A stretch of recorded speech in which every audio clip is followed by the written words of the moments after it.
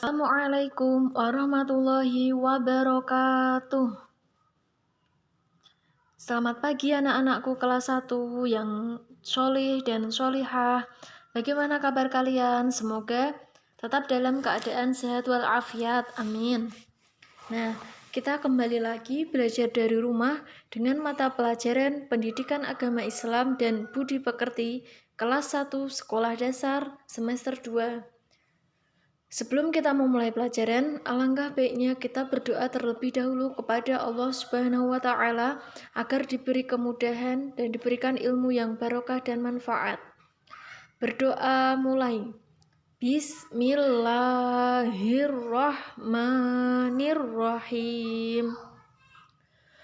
Raditu billahi robba wa bil islami dina wa bi Muhammadin nabiyya wa rasula. Rabbi zidni ilma warzuqni fahma. Amin ya rabbal alamin. Nah, kita pada pagi hari ini akan belajar di bab 3 dengan judul Allah Subhanahu wa Ta'ala Maha Kuasa. Apa saja yang akan kita pelajari?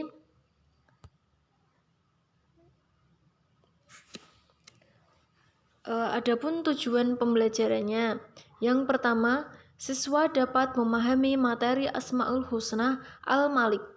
Yang kedua, siswa dapat membaca dan menulis syahadat tauhid dan syahadat rasul.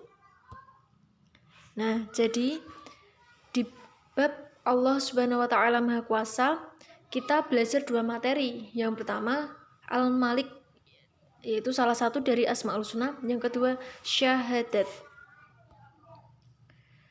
Al-Malik. Al-Malik artinya Allah Maha Merajai. Yang menciptakan alam semesta beserta isinya adalah Allah Subhanahu wa Ta'ala. Jadi Allah itu zat yang merajai. Allah Maha Raja, Al-Malik itu, dan menguasai semua makhluknya. Semua makhluk yang ada di jagat raya ini adalah ciptaan Allah, karena hanya Allah yang Maha Kuasa. Jadi Allah itu berkuasa atas apa yang ada di langit dan yang ada di bumi. Tidak ada yang mampu menandinginya. Al-Malik itu adalah salah satu dari 99 Asmaul Husna. Asmaul Husna itu nama-nama Allah yang baik. Nah, jadi Al-Malik itu termasuk Asmaul Husna ya anak-anak. Rukun Islam itu ada berapa anak-anak? Ya, rukun Islam ada 5. Yang pertama, syahadat. Yang kedua, sholat. Yang ketiga, zakat. Yang keempat, puasa. Yang kelima, naik haji. Nah, kita akan membahas yang pertama, syahadat. Syahadat artinya persaksian. 2 kalimat syahadat atau yang biasa disebut syahadatain artinya 2 persaksian.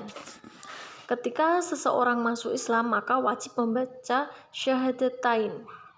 Syahadatain juga dibaca ketika tahiyat dalam sholat. Nah, bagaimana kalimatnya?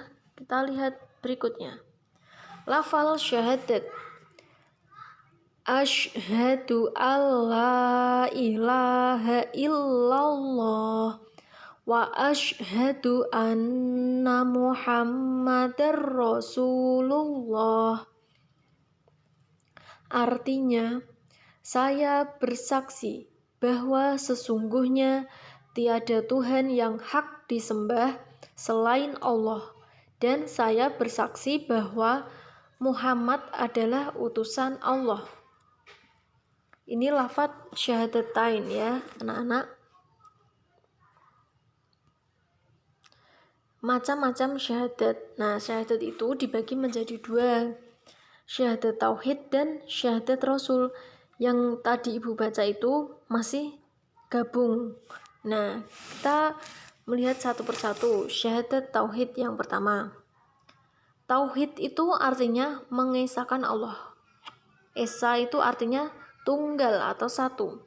Seperti yang sebelum kita pelajari dalam Quran surat Al-Ikhlas itu juga membicarakan tentang keesaan Allah. Nah, bagaimana bunyi syahadat tauhid?